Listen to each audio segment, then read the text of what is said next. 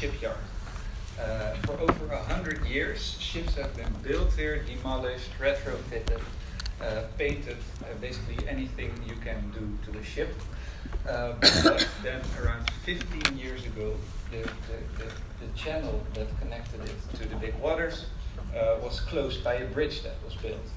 So the last big ship wharf of Amsterdam North came to a stop, and then the piece of land lay barren.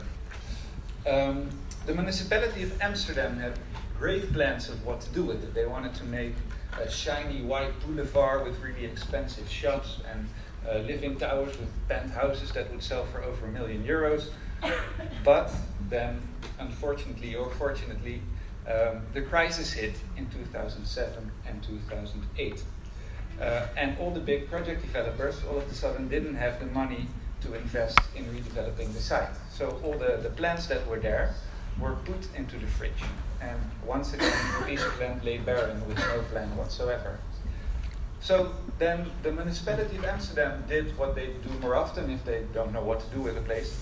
They set out a tender, a price question. And the tender basically said, whoever can think of something to do with the piece of land can do it for 10 years. But because of the fact that it was a ship wharf, the ground is so polluted that you cannot dig. If you start digging, you have to sanitize the ground, and that will set you back a couple of hundreds of thousands of euros maybe. And the whole idea was that nobody had any money. So it was a rather difficult tender. Only two parties made a try. And there was a group of brilliant architects, among which Wouter Valkenier. They came together and they dreamed up a plan, and up to today they are still battling about who came up with the actual plan. But the plan came out of the meeting, and the plan was, what if we put old houseboats on the terrain? Because if you put old houseboats on the terrain, you don't have to dig for a foundation anymore. Well, after that, the tender was won and everything went into a really rapid stream. And a part of the plan was the public space, because apart from offices that we would build, it also needed to be like a park, a public park. And that's where I came in. And I will show you, we needed money desperately. So we started a crowdfunding, and I will show you the movie so you can get kind of an idea of the place. If you are alright with this.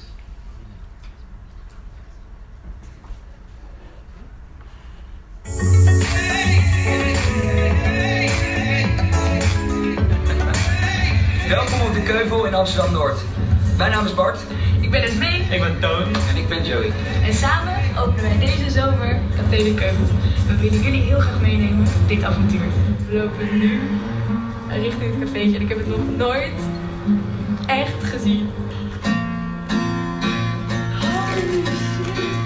Kijk dit dan, Toontje! Het is echt zo vet. Het gebouw bestaat uit 2 vleugels. Er is een oud-reddingsbrigade paviljoen wat door midden geknipt is en uit elkaar geschoven. In het midden hebben we een van 80 jaar oude meerpaal uit de haven van Amsterdam een wintertuin gemaakt. Ja, dat is maar een klein onderdeel van alle geupcyclede materialen die we hier gebruiken.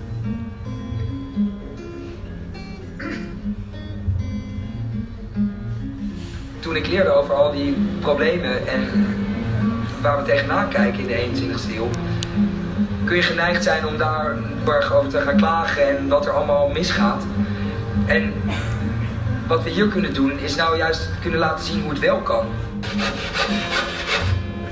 Ik ben een dumplingcompost aan het maken. Hiermee gaan we ons keukenafval composteren, zodat het weer een goede grondstof wordt voor landbouw. We gaan koken op voedselresten uit het restaurant. Die worden apart ingezameld, die gaan in de gasifier. Het gas komt weer terug naar de keuken waar weer op wordt gekookt. We willen op het dak een boomgaard in combinatie met een kas om nog natuurproducten te telen. En we hebben een waterloze urinoir. Het huidige voedselsysteem is de grootste oorzaak van vernietiging van de natuur en ook het verlies aan soorten. En we willen hier nou juist een podium bieden voor echt goed eten.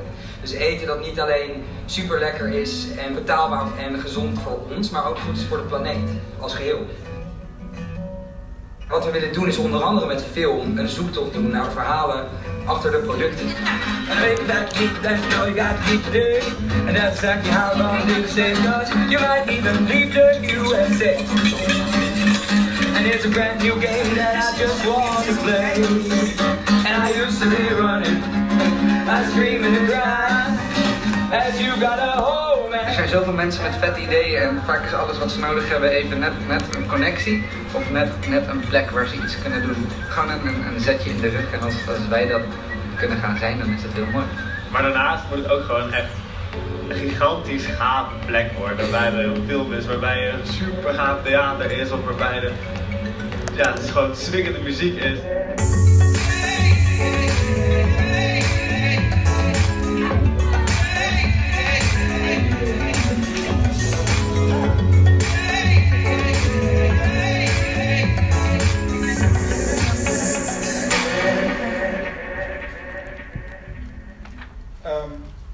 So we made a lot of promises in the movie, which was great because we got a lot of money for the crowdfunding. But the promises will also haunt you into the future. And every now and then we look at the video and see what do we still have to do. Oh yeah, we promised that too. And we start working on that. So the crowdfunding gathered some money, but not nearly enough to realize the entire project. And then the day before we opened, we were there with Wouter, the architect, and we just sat together talking like it really needs to become really busy tomorrow. Otherwise, we all have to start living with our parents again. And then the next day, this happened. And there were over 5,000 people at the opening. And now we're a couple of years in, and this is what the project looks like from above. Depending on how you count, there are 16 boats, and the boats are filled with makers, like creative people. Because the city of Amsterdam has a project. Housing prices in Amsterdam are rising way quicker than wages, and the creative class is being pushed out of the city because they cannot afford living and working there. So they set up a system where they subsidize working spaces for artists and creative people. And the Ceuvel turned out to be such a place. So we got a subsidy of 200,000 euros. We took out a loan of 250,000 euros. And that was all the money that was used to build all the 14 office spaces. If you rent a boat, you are part of the association. And the general assembly of the association is the highest organ. So all the decisions are made collectively on what should happen on the terrain, with the terrain, and what we do together. So I am one of the owners now of the public spaces, actually the Café, and to give you an impression of how it turned out, I put some pictures here. This is the thing in the summer, and I will talk later a little bit more about what we do. But first I would like to talk a little bit about the philosophy behind the Ceuvel, because there is one. And it's based on urbanism, on cities. So cities are today a giant sink of resources. Everywhere around the world we produce all kinds of things, we ship it to the city, and then we are left with giant heaps of trash that we need to deal with somehow. By doing that, we most of the time leave the place behind way more dirty than it was when we found it. So we wanted to tackle these problems. So about leaving the place behind dirty, we set up a plan together with a landscape architecting firm and a university, and we wanted to see if we could phytoremediate the ground. Does anyone know what that is, phytoremediation? No? One person. Okay, I'll tell it. We want to clean the soil, and all the plants that are in the garden between the boats are selected on the qualities that they like, or at least don't hate the pollution, and that they make a lot of evapotranspiration, so all the pollutants get sucked out of the ground and into the plants. And then at the end of every year we harvest the plants and we bring the waste to a chemical processing factory. And in that way, we are trying to see if we can clean the ground in 10 years. So we leave the ground behind clean if we have to leave. And the second thing that we did is we mapped all the resource flows that are going on at the Ceuvel. So we sat together with a clean tech consultancy firm, and we started mapping everything that comes in a day and everything that comes out. And then we started looking at how can we make sure that we can transform the waste flows into flows of resources. And the fact that it is a temporary project, actually, on the one hand, like, it's complicated because you're not there for that long and you can't really make huge investments. On the other hand, it makes it so that you have this kind of freedom to experiment and the freedom to fail, which happens on some of these things. We'll talk about that later maybe. And I will walk you through a couple of the things that we do. So I told you that you cannot dig for a foundation, so we could also not dig for a sewer system. So we made decentralized water filtration system. So these bins you can see there, there's gravel in them and plants, and the grey water that comes out of the sinks is actually getting filtered and cleaned in these bins, and then we let it run back into the garden. For the black water, what comes out of the toilets, we installed compost toilets in all the boats, and if your toilet is full, you bring it to this tumbling composter. You saw the guy in the movie make one, but that was too crappy in the end to function, so now we have a real one. And then we let it compost, and we use it as fertilizer to grow the garden with. That cleans the soil again.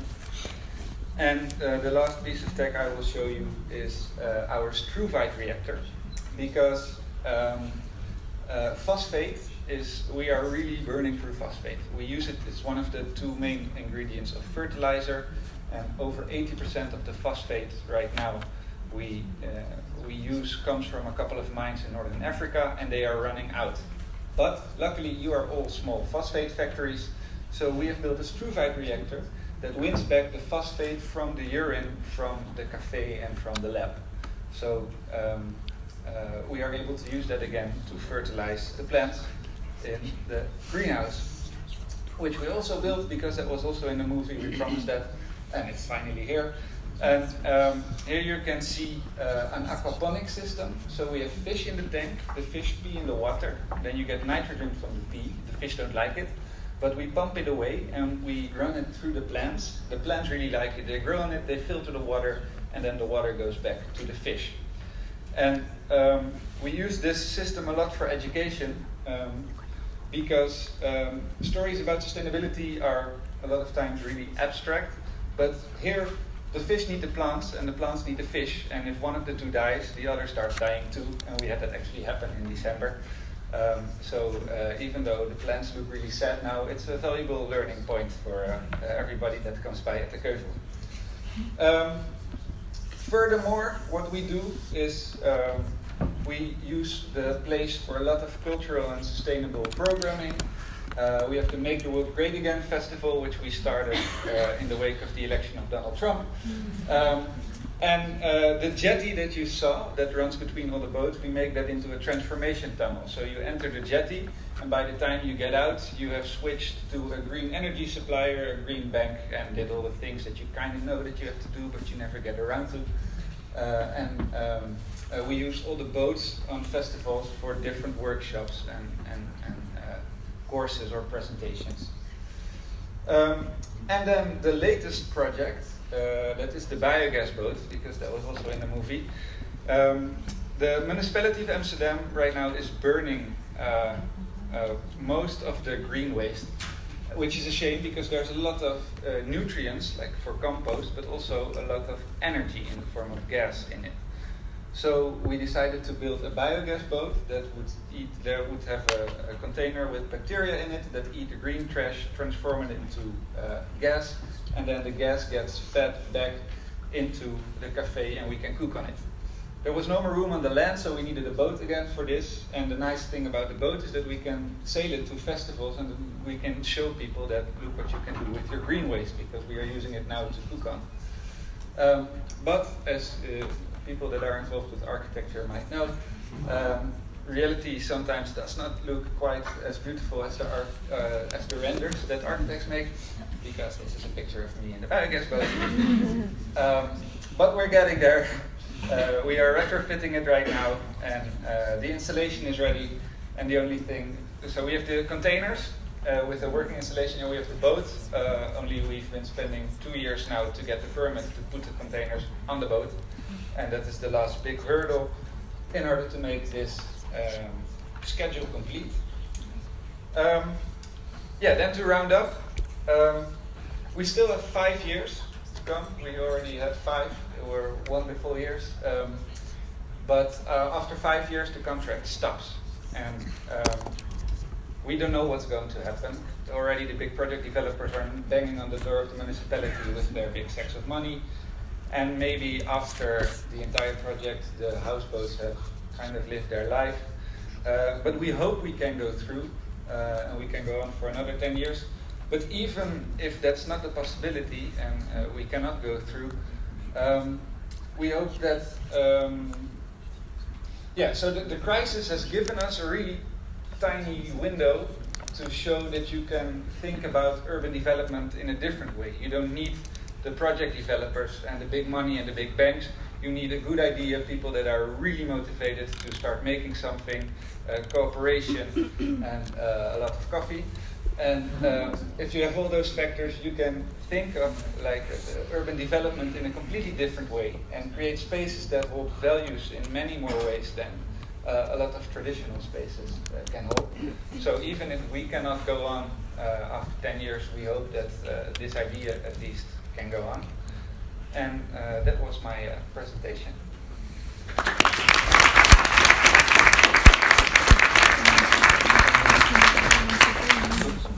Very much. Are there any questions? Est-ce qu'il y a des questions? Pardon. Est-ce qu'il y a des questions dans la salle?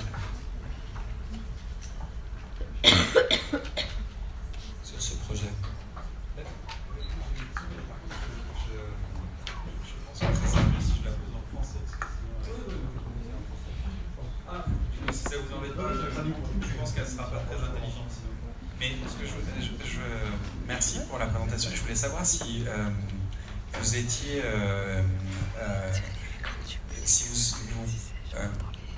si vous pensiez avoir l'énergie de créer la même chose ailleurs et laisser place à une construction autre, à venir la ville en fait, comme vous venez de l'évoquer, pour être dans cet état de transition et d'un projet éphémère qui a pour but de laisser la place à autre chose.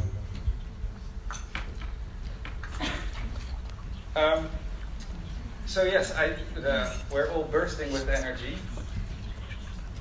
but I think the important thing is that if this happens at other places, it needs to be done by people that are from that place, because those people are stakeholders in what happens in the neighborhood, and if they can feel ownership of a project, then it will work. So you can use us for advice, and we're always happy to work out. But I think it needs to really come from the bottom and from the place itself.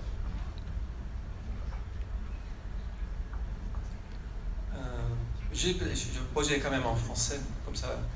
J'ai une question, on en a parlé avant, et en fait peut-être c'est intéressant de savoir comment à Amsterdam, justement à Amsterdam, il y a beaucoup de projets comme ça, et comment ça marche. Et, c'est peut-être intéressant de savoir le rôle de la municipalité.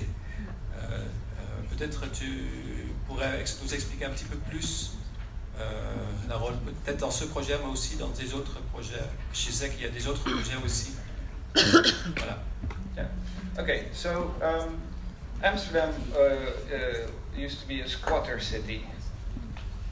There were a lot of empty buildings that were squatted in the 70s and the 80s, and then slowly, when the squatting was happening, like there was more against reaction, and squatting is illegal now in Amsterdam or in the Netherlands.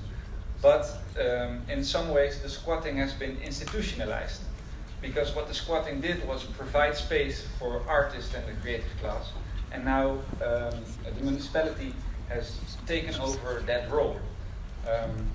And that has upsides and downsides. On the upside, the municipality wants this to happen and works with us. Maybe a nice example is we needed permits to do retrofitting of the boats, and they would take 6 months, and we did not have the time. And then we sat down with the municipality, and then we came together to the conclusion, you need a permit if you do a retrofitting on the land, but you don't need a permit if you do a renovation on the water. So do your renovations on the water and then put the boats on the land. And then together you work that out. And if you can work together on such a thing and together make it happen, that has really a lot of value. The downside maybe that this has is that projects like these are really like a gentrification machine, because you start with the artists, then come the students, then come the young urban professionals, and then the end stage in Amsterdam of gentrification is mothers with like a bicycle with a bin in front with their children in it, and then the neighborhood is finished and you move on to the next neighborhood.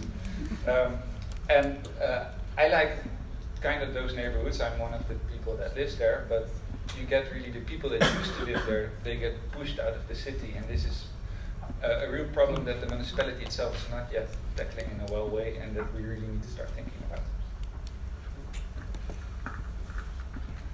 Et est-ce que ça doit toujours commencer avec des... parce qu'en fait, quand on voit les vidéos, c'est très happy, tout le monde est happy, c'est une sorte de hippie aussi. Hippie, communauté, tout le monde est content. Un peu dans la marge, à mon avis aussi. C'est pas, tout le monde ne vit pas comme ça. Est-ce que ces projets-là doivent toujours commencer comme ça, ou est-ce que tu as des expériences, des autres projets où les gens, je ne vais pas dire normaux, mais je sais pas, comme des gens classiques, voilà, dans les autres styles, moins jeunes peut-être aussi. Ça existe aussi? So, in a way, I think it kind of has to start off with crazy people, because if you look at how it looks like all the way in the front, maybe it's too long, we'll go back. But if you look at the barren land, only crazy people will go there and try to build something and hope that it will work out. But so now the public is changing at the Ceuvel. There we see it gets more. It gets more mainstream, and over time, like the normal people, they also get to know this. But I think in the beginning, because you always talk about, I know the Dutch word, rafelrandjes. Yeah. So the raw edges of the city, that's where these places start, and that's not where the normal people. That's not where the normal people go. Wastelands. But in the end, it's like if you really want to make a change, you need to reach the normal people, because the most people are normal people. So you have to work your way towards them, I think. Yeah. Good question, c'est bien.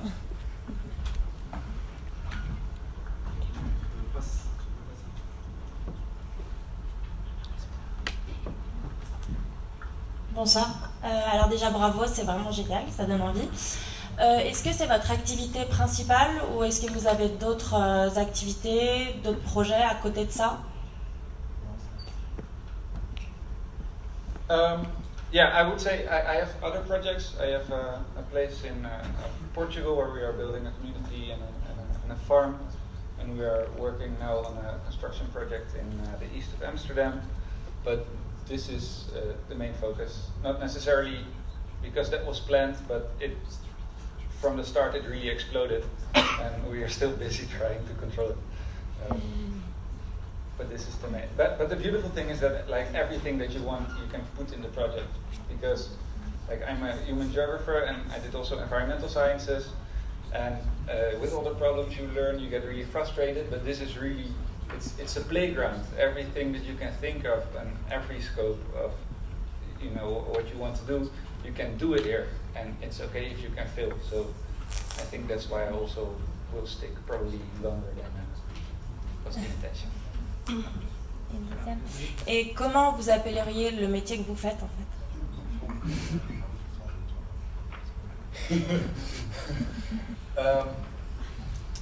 Good question. I don't know. Crisis manager, maybe. Faut inventer alors. Mais non.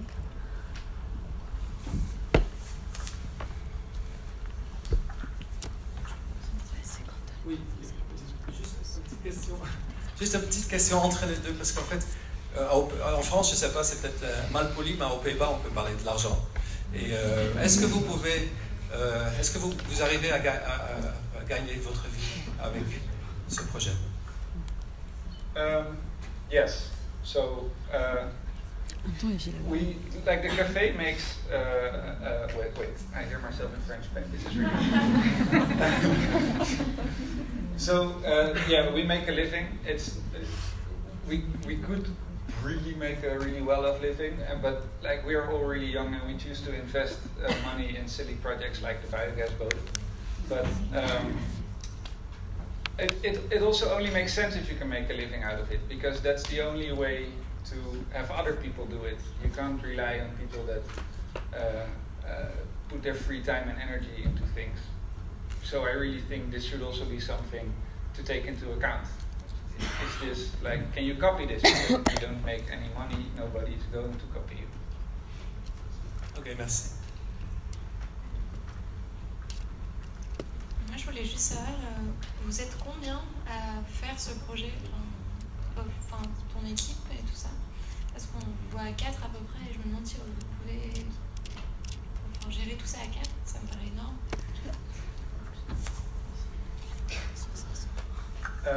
It started off like that, and then at one point we were like picking people off the terrace to ask if they could come and help.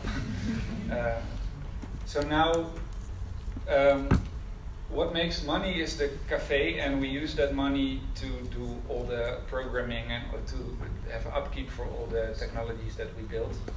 And so on that, those two things, So at the Café there work anywhere between 30 and 40 people in the summer and 20 people in the winter. And of those people, like 5 or 6 really don't have anything to do with hospitality, but are only focusing on like the public side and the cultural programming and the sustainable techniques. All these people, tous ces gens sont payés, les 30, 40, oui, sont tous payés. C'est pas des bénévoles. Yeah, everyone except for the girl that is. So we need a chemist for the pee, and she does it because she really likes the place, and she also really likes pee, I think. D'autres questions?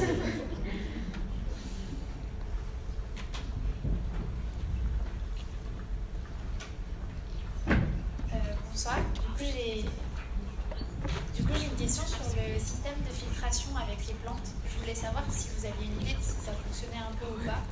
Et ensuite, si vous vous étiez lancé dans l'aventure ou comment vous aviez travaillé avec d'autres personnes pour savoir comment le faire, comment... Voilà. The filtration system, this one, you mean? No. Après. This one. Yeah. Okay. A difficult question to answer. For some pollutants, it works really well. Some things we will get out definitely by the end of the 10 years. Other things, it's a process. So every year we measure, we look at what is doing well, what is not doing well, and then we mix up if we feel that we need to mix up, and then we see how that goes in the following year. So the site won't be clean after 10 years, but the expectations are that if we at the start had the knowledge that we would have at the end of the 10 years, we would have been able to get it clean completely. Il y a un grand projet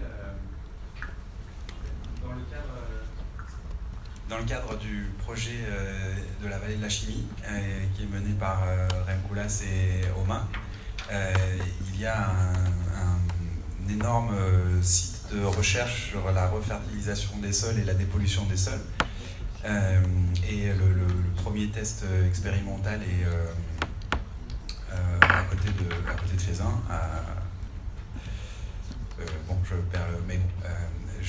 face du port Édouard Herriot.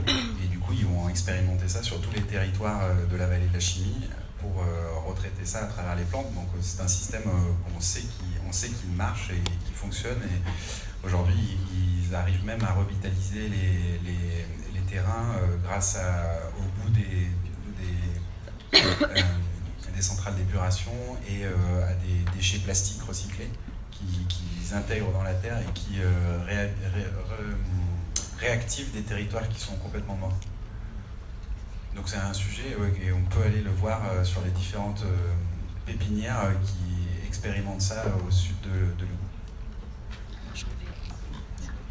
Merci. Il y a encore une question? Oui, bonjour. Je voulais savoir qu'est-ce qui a fait que votre projet a remporté l'appel d'offres par rapport à d'autres concurrents? Est-ce que c'était votre projet, tout ce qui était les innovations sociales autour, l'aspect écologique, etc. Qu'est-ce qui vous a démarqué en fait pour avoir droit à ces subventions, à ce projet? Well, not to break down the other project, but the other project was just one big hangar, and we had houseboats.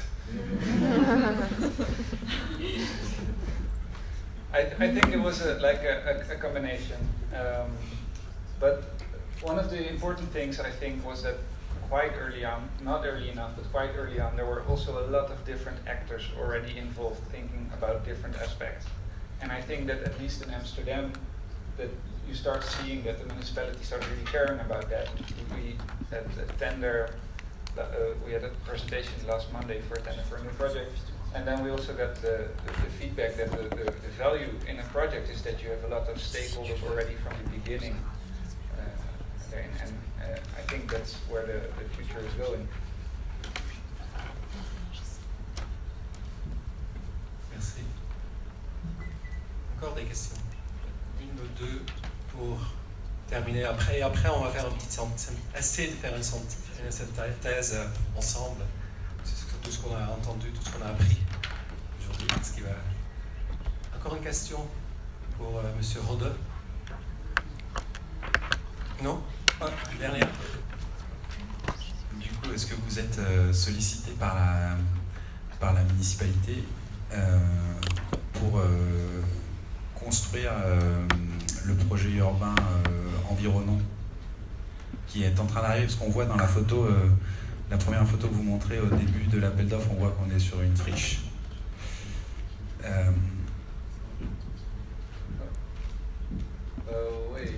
Oui, la toute première, on voit qu'on est sur vraiment une friche, alors que sur la dernière photo, on voit qu'on a des immeubles en construction tout à fait modernes. Et du coup, je voulais savoir s'ils vous associez à cette réflexion. In different constellations. So there is an entire floating neighborhood coming later. Down the canal, there's an entire floating neighborhood coming. And the municipality has actually agreed to have a zone with less regulations because of the fact that the Ceuvel was kind of a proof of concept. The sustainable technology company that built all the clean tech metabolic, they are called, they kind of showed, look, we can build this and nobody died yet. So can we do this more often? And then the municipality is really okay with that. And so most projects, we are not like the main project developers, but we are in like all these different kinds of commissions talking about how the neighborhood should be looking. And for the most part, is this metabolic?